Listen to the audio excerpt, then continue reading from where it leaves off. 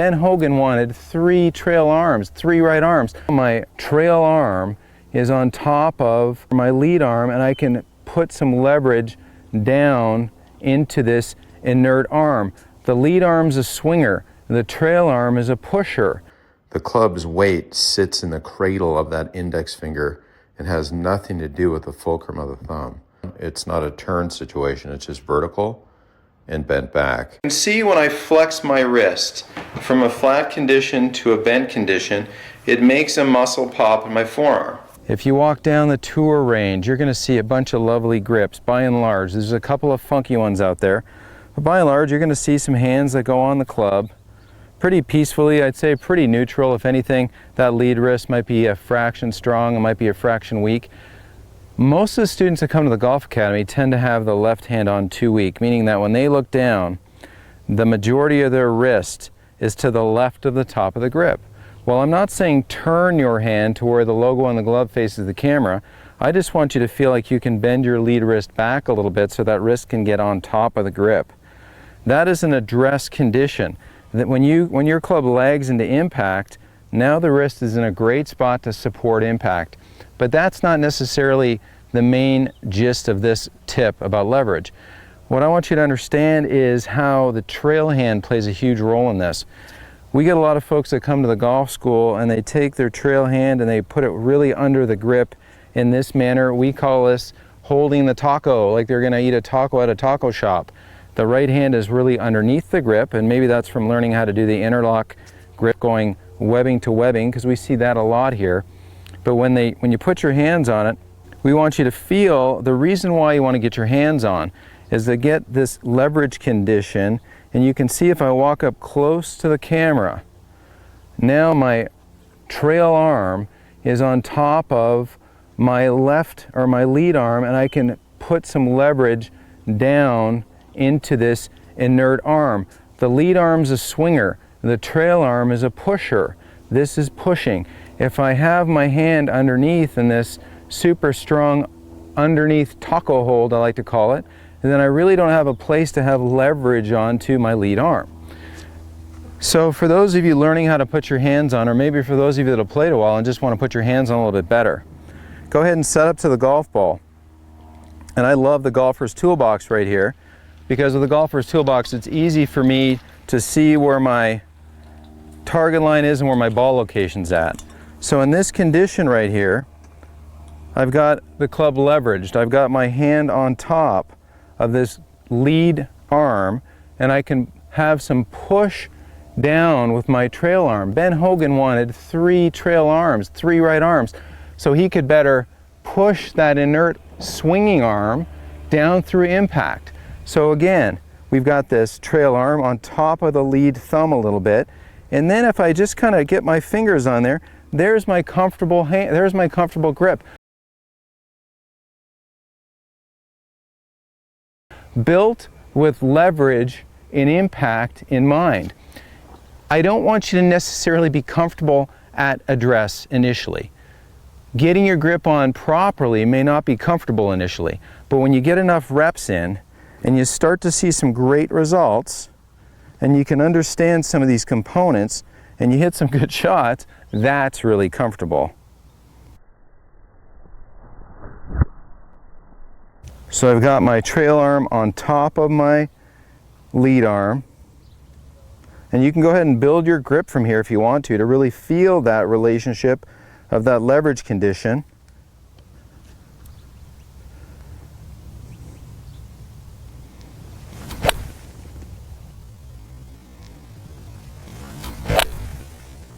When I put a club in my hands, it sits kind of in the cradle at the base of my index finger, then this heel pad folds on top.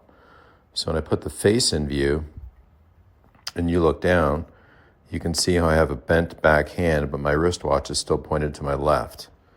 So that's a situation where I have this extension in the back of my wrist that can go to flat. So a left hand, this is a vertical condition. Okay, so there's a vertical up and down. It's not a turn situation, it's just vertical and bent back. And you can see how my thumb and index finger are sort of opposing one another. So when I pop my left hand on there, This heel pad is on top of the grip. There's a square club face over there, in this case vertical. My left thumbprint is in the top right quadrant of the grip. And if you're going to talk about where the V points, you know, the V in golf is this just sort of connection of thumb and palm, kind of points up to my right shoulder, give or take. So there's how a left hand or a lead hand goes on a golf club.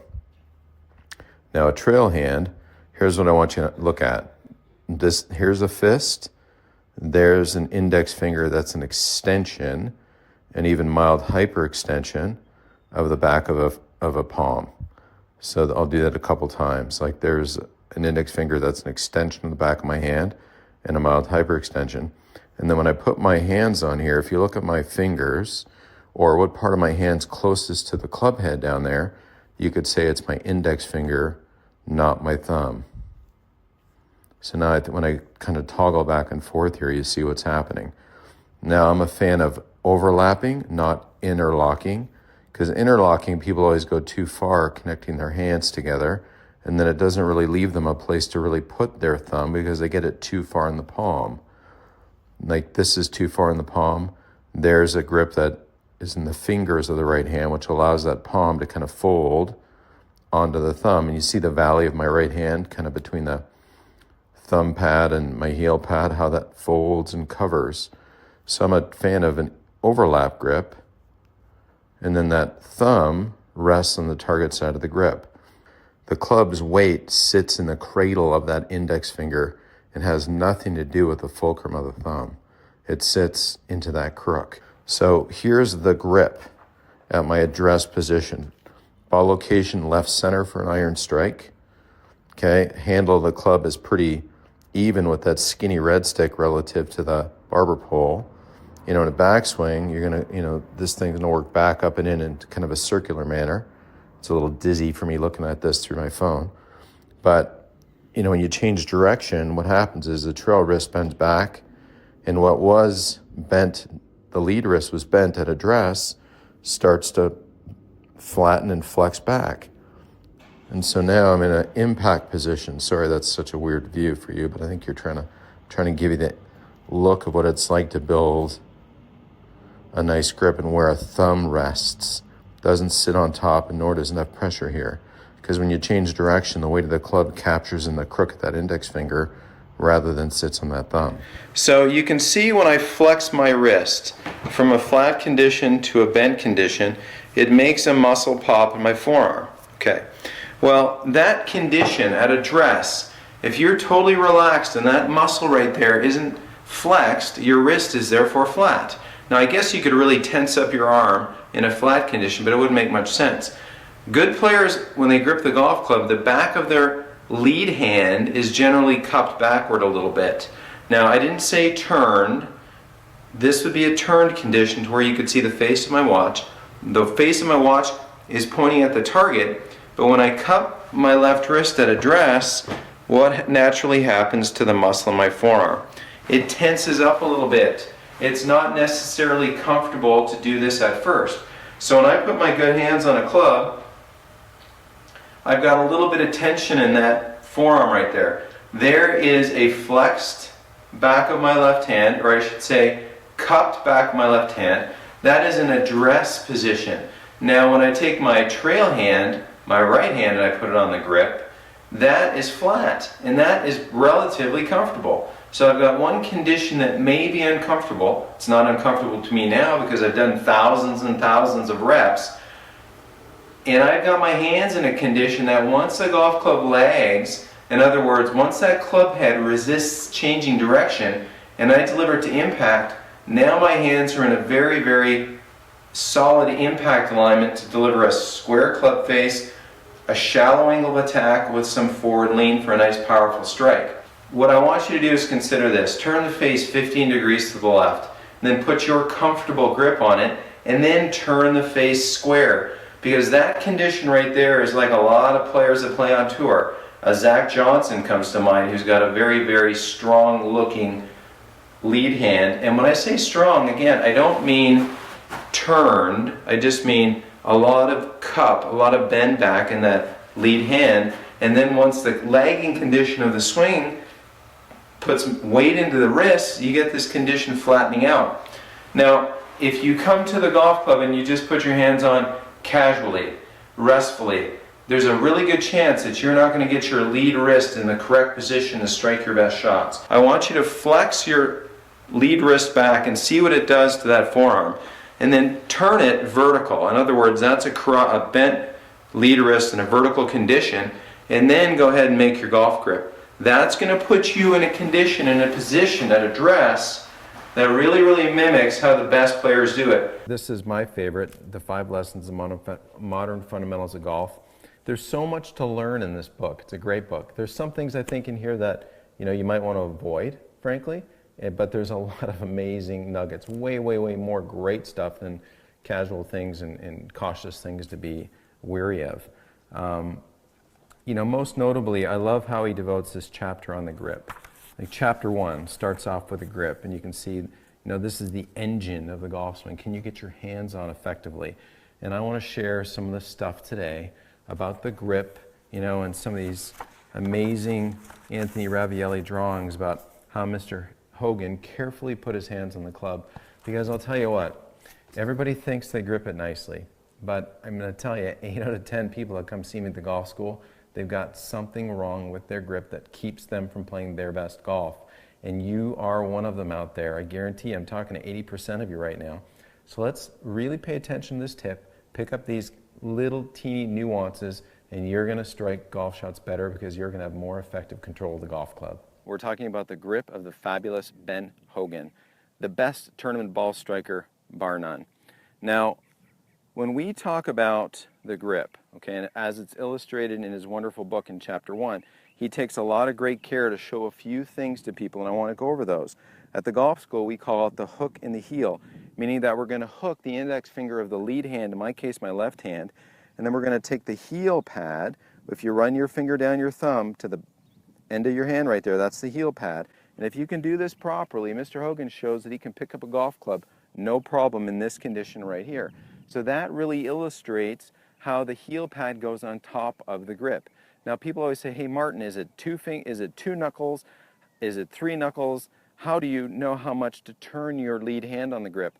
Well, I always coach it this way, and I hope this is clear for you. I want my wrist to be vertical. In other words, there's a karate chop. I want that lead wrist to always be vertical. I don't want to fashion my hand on there somehow where you can see the logo on my glove. I want the logo on my glove, in essence, to be pointing a little bit skyward, but primarily at the target. And if it's skyward, guess what? I have a nice little bend back in my wrist, a little cuppy wrist condition. Why cuppy at address? Because the dynamics of the swing will flatten it for impact to you, where you can have that nice forward lean condition. So heel pad on top and a nice short left thumb or short lead thumb. Go ahead and drag that thumb so you close the gap on the side of your hand to your thumb. Now the right hand, really, really important, and Mr. Hogan's was as beautiful as any. Arnold Palmer was a great grip too, and I love looking at how they put their hands in the club.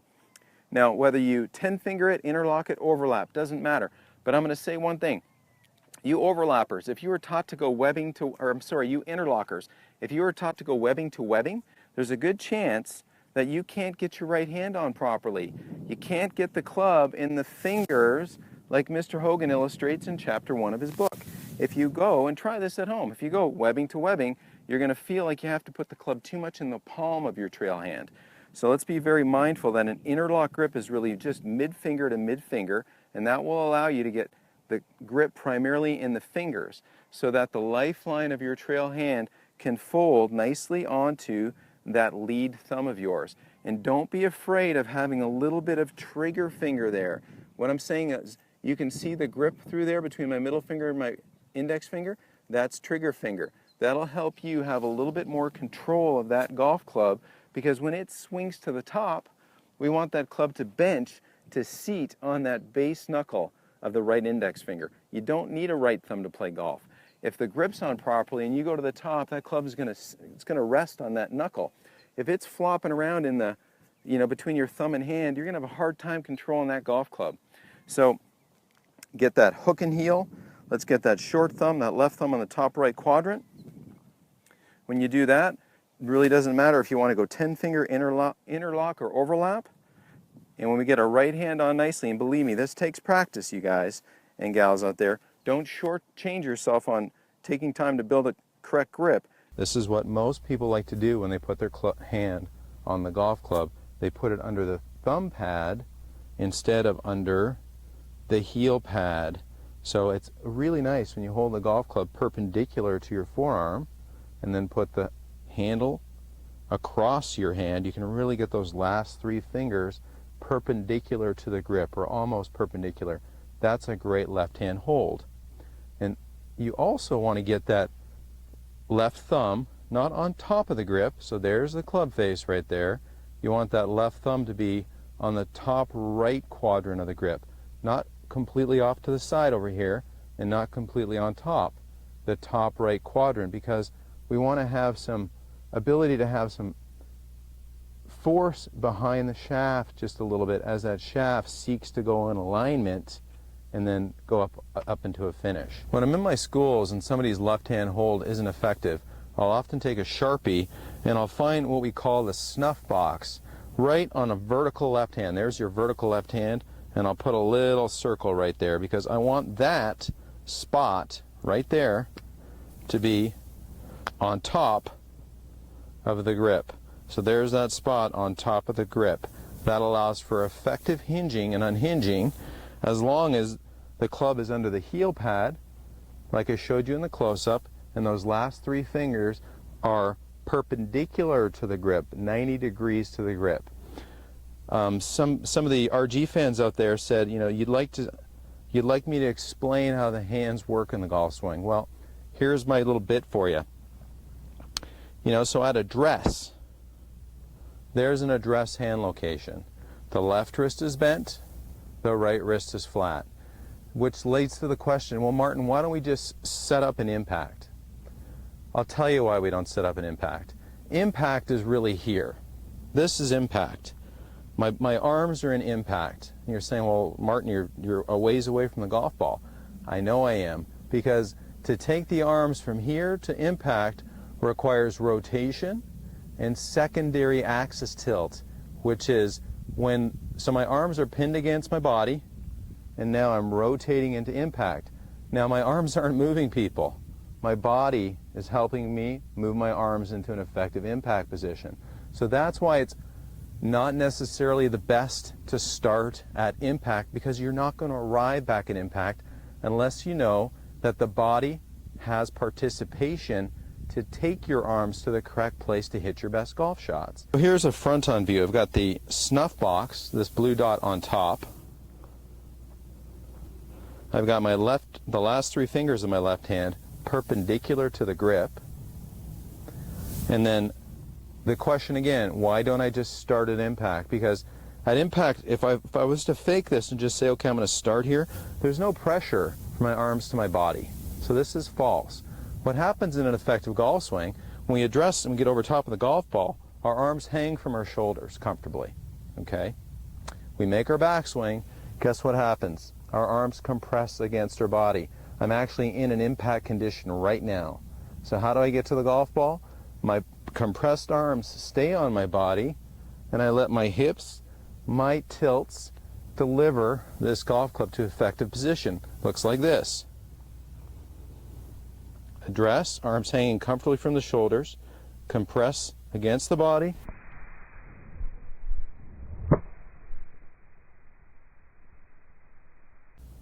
and deliver those compressed arms through impact. So that is how and why you get to good impact. You can't just set up there and expect to arrive there. There's participation from the body. I hope that makes sense. To finalize this tip, one of the posters said, can you show me the hands and what the hands do? So the hands, there's an address hand location for the left hand, bent left wrist, straight right wrist. There's an impact hand location. Again, I just went over why we don't start there. I suppose we could if we compressed the arms against our body and let our body deliver those compressed arms. So we could do that. I like to flow into a backswing so I can really compress my arms against my body and then go the other way. Now, at the top, I guess the question was, what do the hands do at the top? Well, the hands, obviously, the right hand could cock, and you could get this super cupping of the left hand, but then you can see what that does to the club face. It's wide open. That's not my preference. My preference is that the left wrist is pretty flat with a subtle itty-bitty little gentle cup right here, but from your perspective, that sure looks flat. And then the right hand just merely bends back, because from here, all we're going to do is let this uncock to the golf ball, and it'll naturally want to rotate. Why will it want to rotate? Because the golf club doesn't want to stay where it always wants to go toe down. It's got a built-in feature to help it rotate. So, to summarize, snuff box on top, the last 3 fingers of the left hand perpendicular. This is the crucial hand, okay? You get the left hand on properly, the right hand's probably going to be okay. Now, the only mistakes you're really going to make with the right hand, yeah, you could do some crazy reach under too much. You could put your thumb down the grip in an effort to try to guide.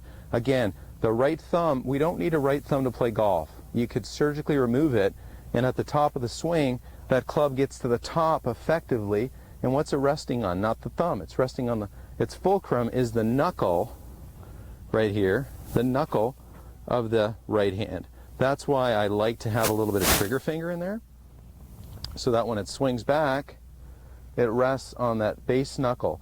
And then from there, you've really got control. You're not worried about your thumb, getting all blistered up and having to apply force. Not to say some players don't, but the majority, the great majority, have their thumb resting on the left side of the grip. And then, we talked about 10-finger, interlock, overlap. I think the best grip, if you do it right, is the interlock. Why? Because it takes away the ability for these 2 fingers, the index and thumb to pinch. And you take that away, you free up the wrist hinge, and that wrist hinge is really the reason for great speed. And that wrist hinge is really the reason for great speed. The grip is the most important thing of a golf swing. Effective hands. When you watch a really good player set his hands, at least for me anyway, when I watch an effective player put his hands on the golf club, it's such a neat thing to see the care and energy that they've taken to put their hands on that golf club correctly. It allows so many things in the golf swing to work properly. The hinging, the unhinging, the finish, vital to a great swing. So let's talk about a couple things in the grip that I think are going to help you a lot. The left hand, this is so often misunderstood. You can take the golf club, and if you can just hook your index finger and you set the golf club in here, if you get the heel pad of your left hand, so let's just define what that is. Here's the thumb pad, base of the thumb, and the heel pad is, if you run your finger down your pinky, right there at the base of your wrist is the heel pad. So if you hook your index finger, hook it under the grip. Let's get those grooves at 12 o'clock on that face so those grooves are straight up and down. Let's hook that index finger, put that heel pad on top. You've got a pretty good position right there. If you just go ahead and keep that wrist in a nice vertical orientation, and then you wrap those 3 fingers around and set that left thumb on the top right part of the grip. There's a nice neutral grip. And what that's going to do is when you get to the top of your backswing, that nice flat condition or slightly cupped, it's going to leave the face in a pretty simple orientation to want to uncock and get into a nice impact orientation. Okay, so let's get that vertical left wrist on top of the grip. So if I had a nickel for every one of these I saw on the range, man, I'd be a really wealthy guy. So again, vertical. This wrist is not on top of the grip. Let's get it vertical. Let's get the wrist bone, the wrist joint completely on top of that grip. So when you look down, if I drove a nail right through that snuff box, so to speak, on the top of my left wrist, right through my hand, right through the grip, it would come shooting right out of the camera at you, okay? So the wrist joint is on top of the grip. That allows for that hinging and unhinging, and it supports this rolling motion that every good golf swing has. So that's an effective left hand hold, okay? A right hand hold. There's a few ways you can put your right hand on the golf club. You can interlock it, you can overlap it, and you can put it on 10-finger. You already know that. But what I always see, people make a big mistake with this interlock. They interlock far too deeply. An effective interlocking grip is where the fingers just barely interlock. They don't interlock right to the bases of each finger. They interlock maybe halfway.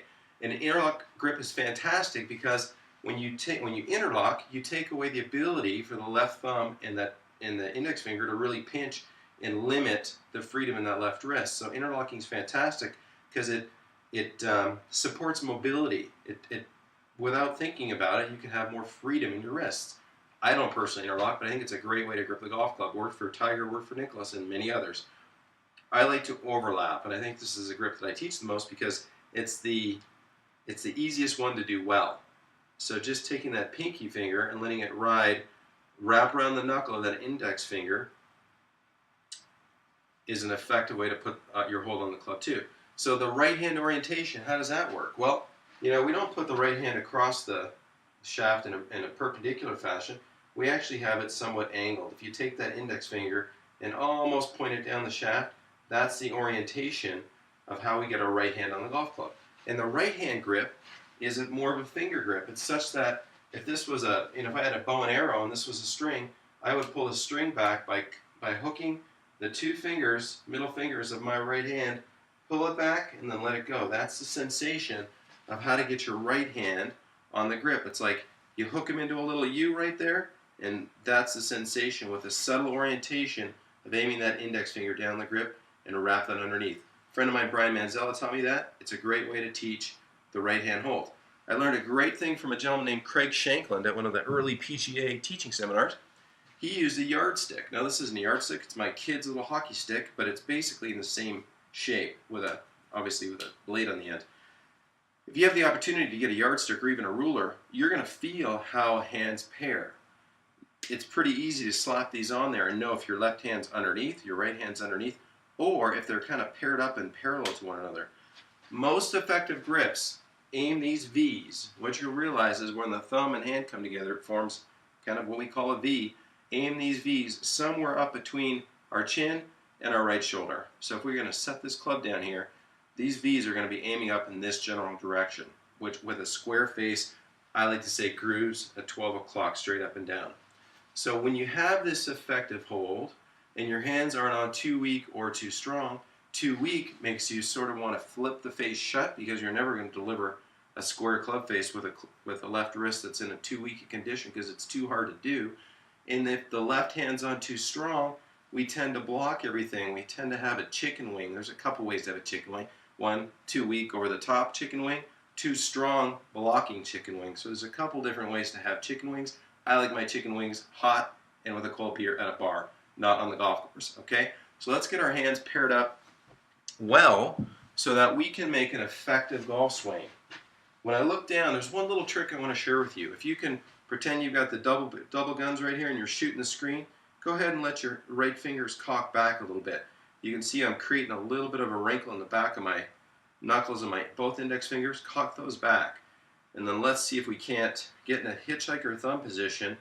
Bring those hitchhiker thumbs to the sides of our hands with those index fingers cocked back, like I could hold pennies between my thumb and the sides of my hands right there. Hold some pennies. And when you do that, let's get that sensation of holding the pennies on the golf club. So there's holding the pennies. And I'm going to keep those pennies there as I hinge, unhinge, roll, and rehinge. Okay? So again, the hands are going to hinge, unhinge, roll, and rehinge. And somewhere during this, you're going to have fantastic tour striker-like impact alignments.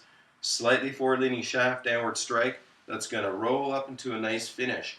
But if your grip isn't on properly, you're going to do all kinds of funky movements that are going to take away from your potential best golf swing. So really pay attention to having great hands, organized hands that are effective, that allow the club to hinge, unhinge, strike properly. So before you do, let me mess with this a bit. Heel pad, right? Thumb pad. Heel pad folds over the glove, folds over the grip rather. Thumbprint, top right quadrant. And notice, you stay there, I'll be the left hand over here. Notice how my thumb isn't really long. There's a mile. See how my index finger, my left index finger is underneath my thumb pad a little bit? Okay, cool. Now I know you want to interlock, which is fine. I just want to make sure it's a good interlock. Okay. So I'm going to take this now, And I'm going to take this fold in your index finger and I'm going to put it at 6 o'clock on the grip. The top's 12. You with me? Yeah. 9 o'clock, 3 o'clock. Now as you fold these fingers on here, and then I'm going to do this. Okay, so this right there, that's Tiger Woods' hands. Okay, that's Roy McIlroy hands. You with me? Okay. That's not Thumbs McGee down the shaft. Okay, Right. and then I'm going to take this arm, I'm going to get it a bit more up on top of you and soften the right a little bit. And then that's beautiful. Like that's on a Christmas card. Put that on your Christmas card and send it to your friends, okay? And say, what the hell's that? Say, just enjoy it. Get a new card next year, okay? Okay, it'll be my full swing next year. Okay. So now put that behind a golf ball and show me some flary feet. Wonderful, okay? So now I'm going to just put this golf ball a little bit more left center in that stance. I'm going to take this pelvis and I'm going to move it over here and I'm going to ask you to take that belt line, tuck the buns up under you a little. Yes. Okay, so I took your belt line and I flattened it a sliver. You with me? Yeah.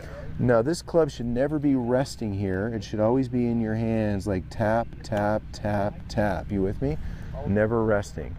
So now do me a favor. Hit one out there 60 yards for me and hold your finish. And if you miss, it's okay. Hold your finish. You look amazing. Okay, wonderful. Okay, so you mishit it way the hell too far, right? Right. Which was fine. And then could you get here and just kind of chill and hold your finish, all right? So your big challenge, like, make me happy coach, because I think you can. I think you can, okay? Happy coach is going to want to see this. Heel pad on top of grip. Nice vertical face. You with me? Yeah. Mildly opposing thumb and index finger, because you're about to interlock, right? Right. So you want room for that guy. When you go to interlock, think about the 6 o'clock first. Okay, 6 o'clock. Good. There you go. See how this index finger, I'm going to mimic you. See my index finger slightly closer to the club head than my thumb? Yes. Good. And that's a bit much. There you go. Perfect. And this left arm a little bit more up on top of you. And that guy a little softer. And then we're going to go tap, tap, tap to the grass behind the ball. And that ball is going to be left center. My old coach used to joke and say left nut. Okay, so there you go. And the belt line a little flatter. Yes. Take a sneaky peek to your target, back to the ball and hit one or miss one, but hold your finish. Okay, really good.